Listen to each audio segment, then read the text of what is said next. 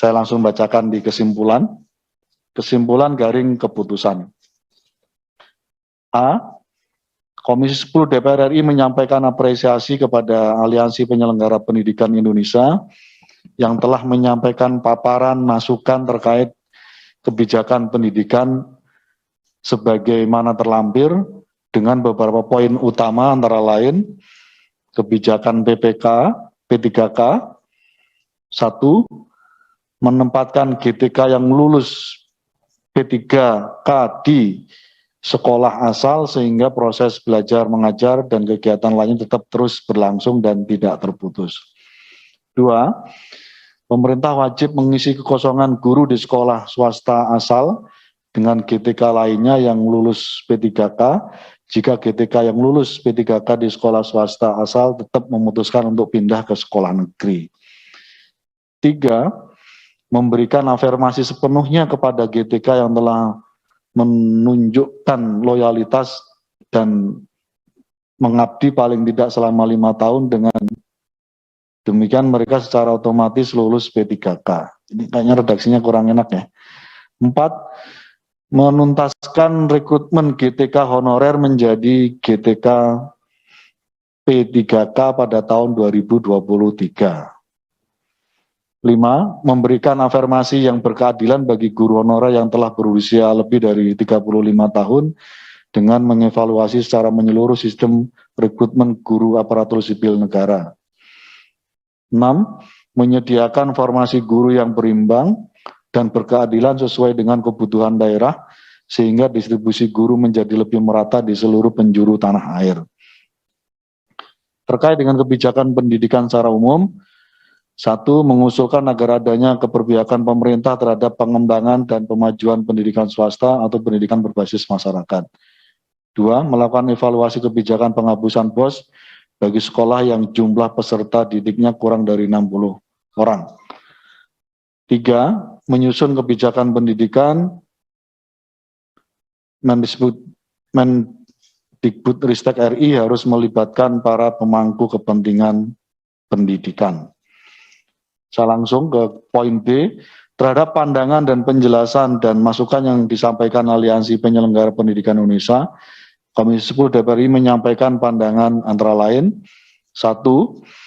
Mendesak Kemendikbudristek RI untuk melakukan evaluasi secara mendalam dan menyeluruh terkait seleksi guru ASN P3K tahun 2021 dan mengembalikan tujuan awal rekrutmen P3K dengan mempertimbangkan pandangan dari para pemangku kepentingan pendidikan dan regulasi terkait, termasuk afirmasi untuk rekrutmen P3K di daerah 3T. 2. Dalam menyusun kebijakan pendidikan, khususnya terkait rekrutmen P3K, Komisi 10 mendesak Kemendikbudristek RI untuk merujuk pada pasal 31 Undang-Undang NKRI 1945 dan beberapa peraturan perundang-undangan berikut.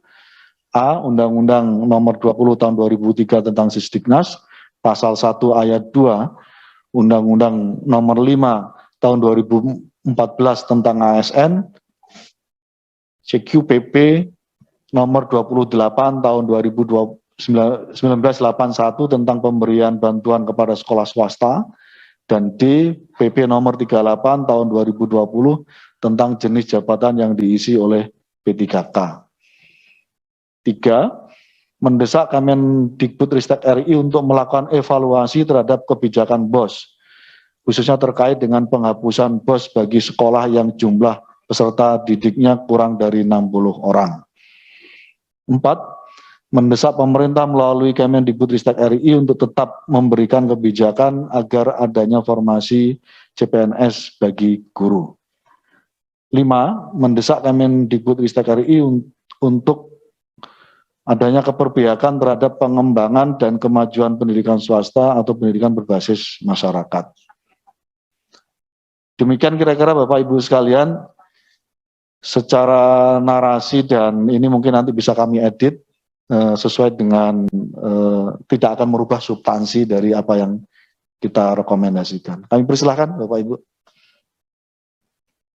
Izin Pak Tapi silakan. Pak Ketua, terima kasih banyak atas kehangatannya menerima kami, mendengar aspirasi kami dan menuliskannya di dalam hasil akhir dari rapat komisi ini.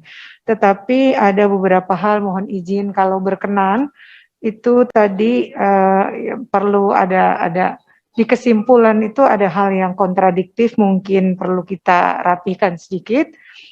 Di kesimpulan tadi di atas itu nomor 1 itu untuk yang 5 tahun diberikan kesimpulan J, yang 5 tahun mana ya tadi? Poin 3, Prof. Sanes. Di atas yang 5 tahun, nah itu. Yeah. Memberikan afirmasi pada 5 tahun dengan demikian mereka otomatis. Nah itu bertentangan dengan nomor 5. Dan sebenarnya kalau itu nomor 5-nya, nomor 1 memang amat radikal dan harapannya sangat menarik. Tetapi mungkin sulit. Tapi itu harapannya kita semua nomor 3. Tetapi jika nomor 5 dilakukan, maka itu nomor 3 gugur.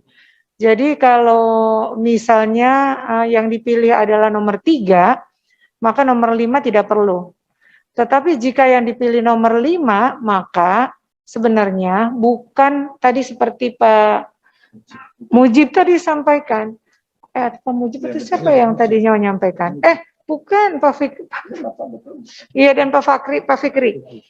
Jadi iya saya lupa. Jadi gini, ada yang tadi umurnya sudah 35 tahun, tapi baru 4 tahun. Pak Mujib ya? Oke. Maaf Pak Mujib, mohon dimaafkan. Jadi itu sebenarnya diharapkan oleh kita semua, bukan saja usia 35 tahun, tetapi pengalaman kerja. Sehingga ada yang baru 35 tahun karena pindah itu baru 4 tahun, melukai mereka yang udah 40 tahun. Karena itu afirmasi berdasarkan pengalaman kerja. Karena itu nomor 3 atau nomor 5 itu adalah kesepakatan. Kalau menurut saya nomor 3 itu sangat menarik dan itu harapan kami adalah perjuangan teman-teman nanti di undang-undang ASN yang baru. Nomor 5 di drop, berarti nomor 3 yang dihidupkan. Terima kasih Prof. Yunifa. Dan mohon kiranya itu diperjuangkan di dalam undang-undang ASN yang baru. Oke. Yang ada revisi. Terima kasih banyak. Terima kasih Prof. Yunifa. Ini yang dikutip teman-teman sebenarnya dari statement aliansi. Ya. Jadi tidak ada yang dirubah. Apakah mau dikoreksi atau cukup? Atau dibiarkan saja sesuai dengan ini? Dikoreksi. Oh, dikoreksi aja ya. Oke. Berarti yang dipertahankan yang nomor 3. Nomor 3. Berarti yang 5 dihapus ya? Iya. Oke. Oke. Terima kasih Prof. Yunifa. Boleh. Ada yang lain? Ya. Kami persilakan. Ya. Romo Darmin. Baik, terima kasih pimpinan. Kesimpulan bagian C kalau saya tidak salah itu B. 5.5.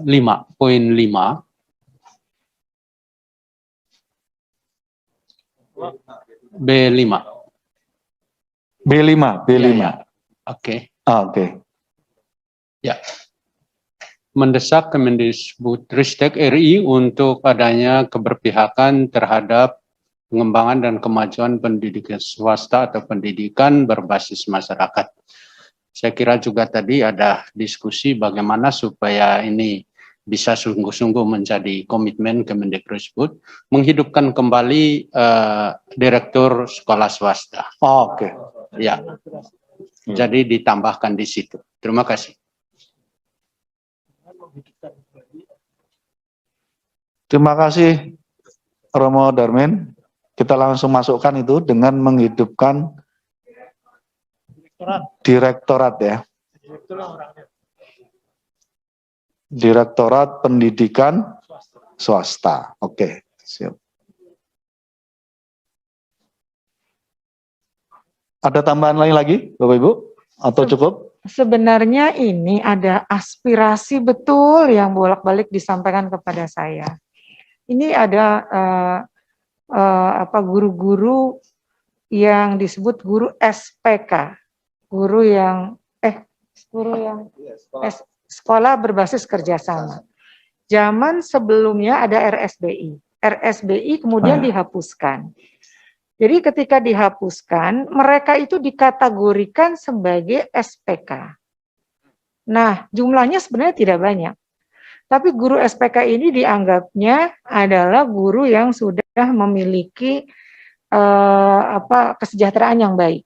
Padahal banyak di antara mereka itu yang gajinya di bawah UMK. Dan ini sekolah swasta banyaknya. Nah, itu di stop tunjangan profesinya. Padahal di dalam Undang-Undang Guru dan Dosen, siapapun mereka yang sudah lulus sertifikasi dan mengajar sesuai dengan sertifikat pendidiknya, wajib dibayar tunjangan profesi.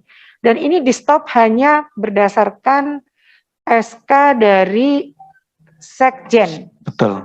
Yeah. Sekjen Kemdikbud. Mohon agar dikembalikan, Jin. Terima kasih. Itu sampun kita akomodir dan sudah ada laporan singkatnya terkait dengan penerimaan kami terhadap teman-teman guru SPK. Sampun ada ininya, Bu Prof. Bisa dibayar. Pak Fikri kemarin dulu sudah sempat diterima? Sampun sempat diterima, Bu Prof. Jin. Nanti saya baca filenya ya. Jin. Nanti saya baca. Kasihan Pak, kasihan sekali mereka. Betul. Peristiwa waktu itu kesimpulannya tetap kita minta tunjangan profesinya tetap harus dibayarkan oleh pemerintah. Dan kita minta supaya surat edaran dari Sekjen dicabut. Iya. Siap. Terima kasih. Bapak Ibu cukup? Cukup. Kami persilakan, ya Ervin. Terima kasih. Jadi di kesimpulan sebenarnya nomor 1 dan 2 ini juga kontradiktif. Jadi kalau menurut saya ya nomor 1 saja itu, supaya tidak ada ruang bagi Kemendikbud untuk kemudian benar-benar menarik guru-guru swasta yang memang berkualitas. Kalau yang nomor 2 ini masuk kan Kemendikbud punya peluang narik kemudian ganti, dan gantinya belum tentu. Ya, meskipun ini tadi disampaikan juga dari kami, tapi menurut saya tidak dimunculkan di kesimpulan yang poin 2. Kalau saya itu harga mati itu nomor 1 itu. Jadi tidak ada lain. Terima kasih.